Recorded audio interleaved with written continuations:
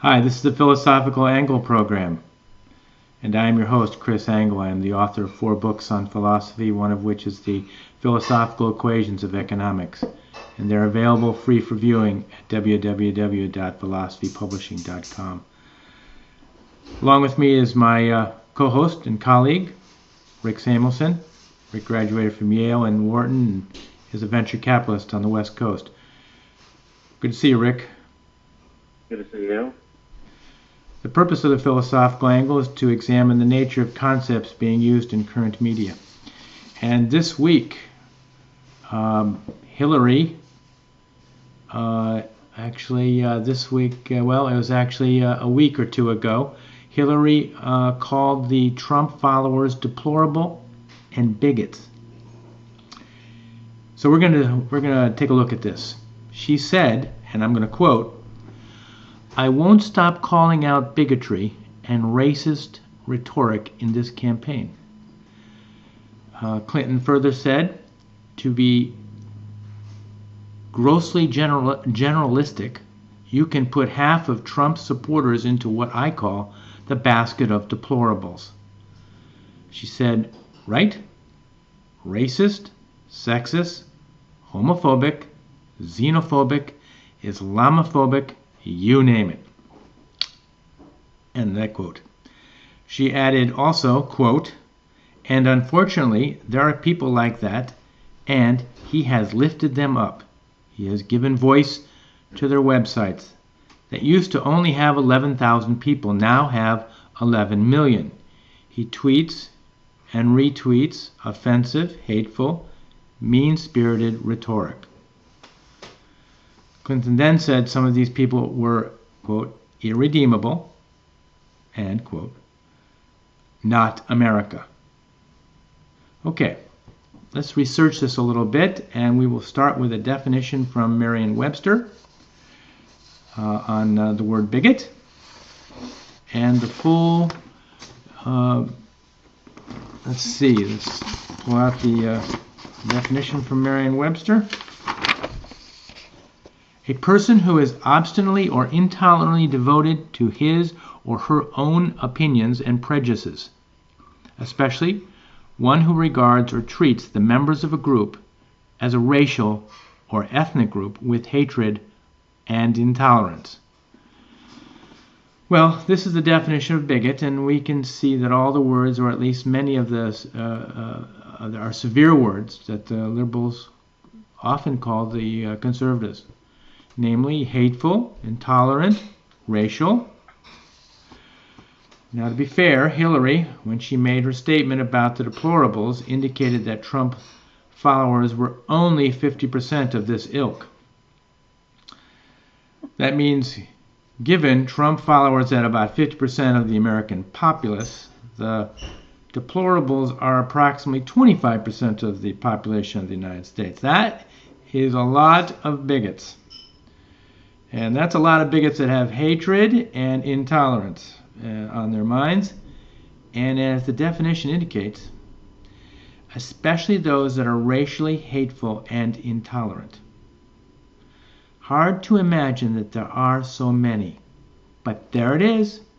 She told us this information. Well, it deserves a little bit of analysis by the Philosophical Angle program.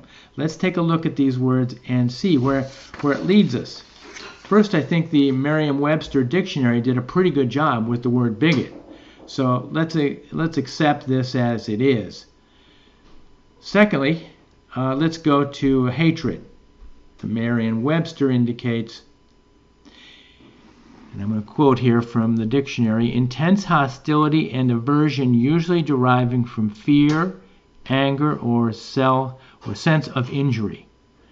The second definition, extreme dislike or antipathy, loathing. For example, had a great hate of hard work. However, I think we need to go a little bit farther than this in order to understand the nature, as this definition mainly just uses synonyms. So I'm going to put forward that the essence of hatred is as follows.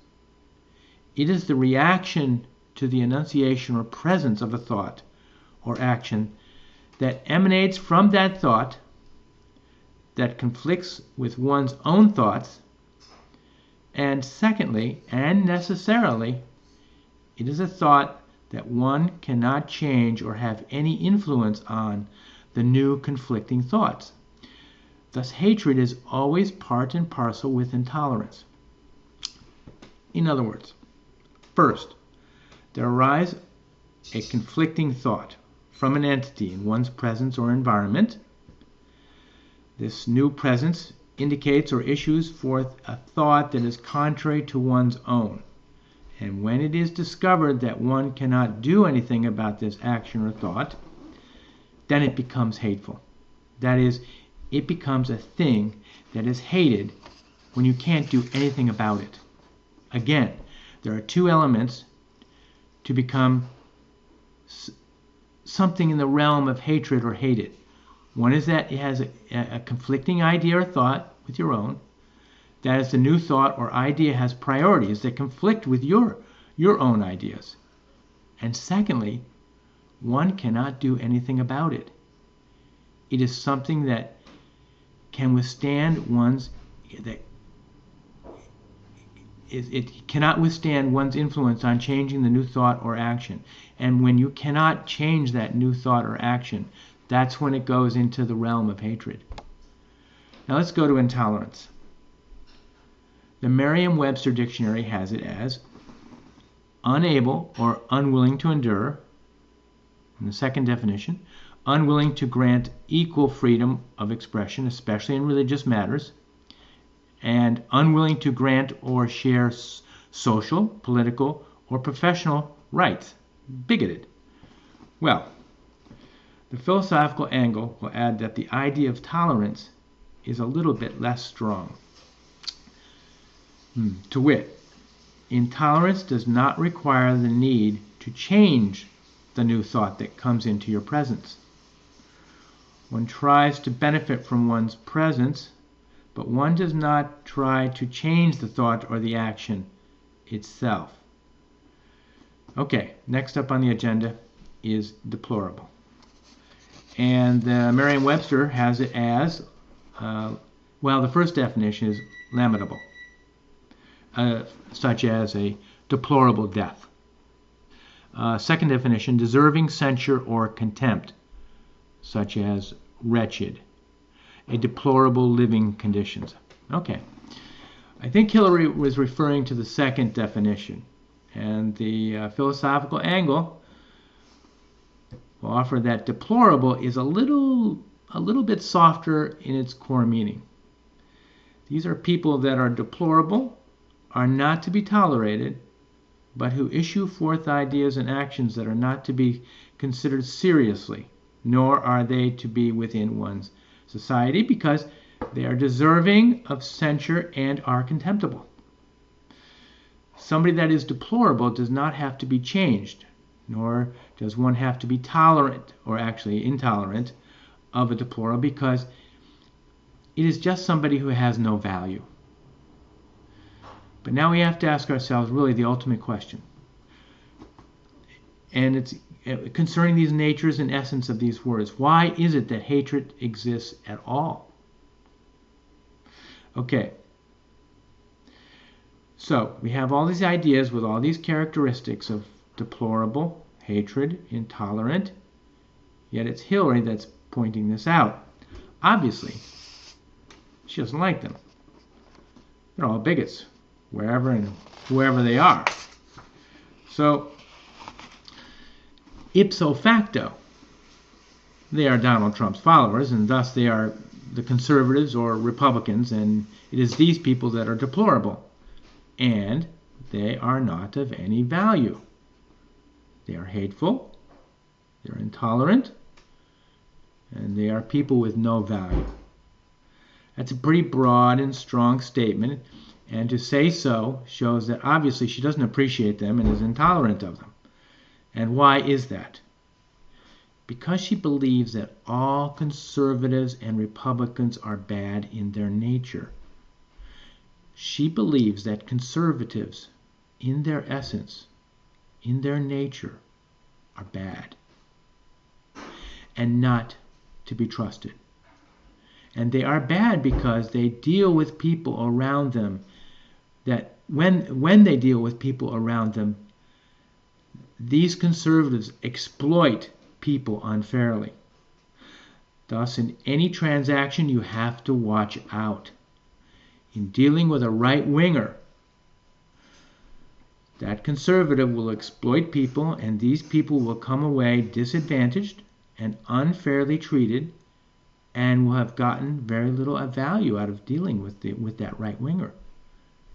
They will have given up much of value to those that are dealing with these right-wingers. These right-wingers are evil and produce social injustice, and this is deplorable and should not be tolerated. Hence, 25% of the nation should not be tolerated. Well, maybe, just maybe. Could we say Hillary is a bigot too? I don't know. Let's ask Rick and find out what he thinks.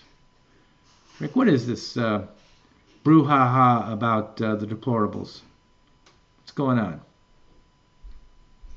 Well, I think in using the language bigotry to justify or quote-unquote crusade against bigotry,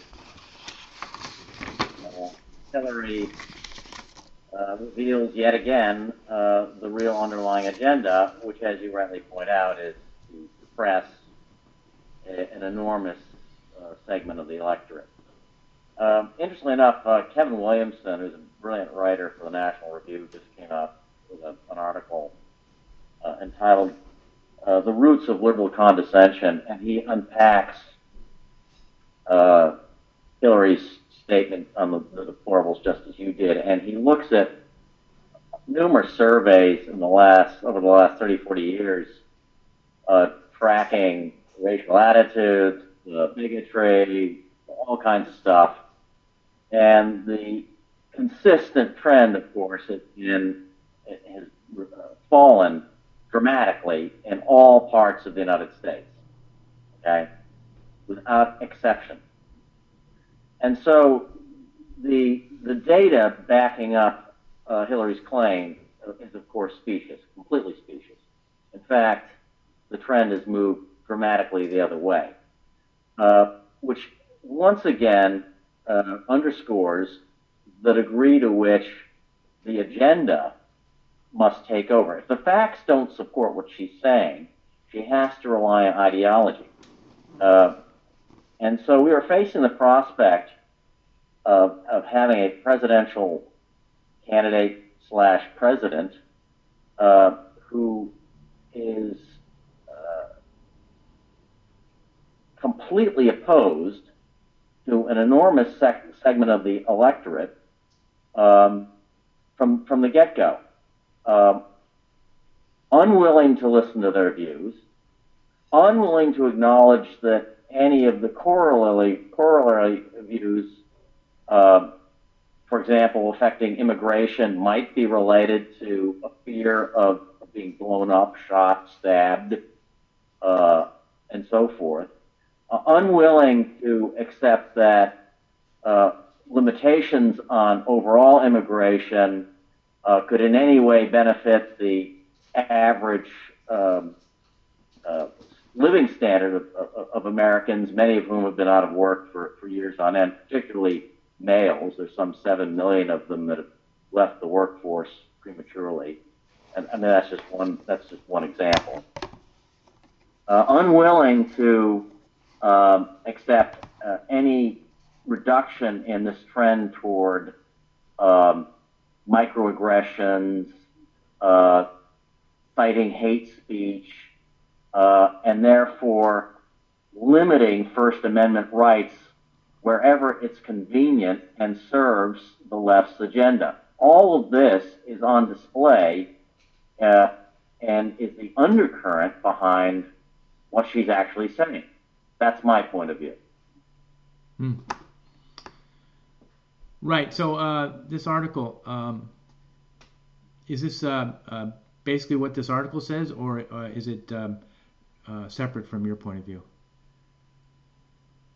I agree with it, but but I like the way he quantifies the drastic reduction in racist attitudes and all the stuff that she talks about over many years.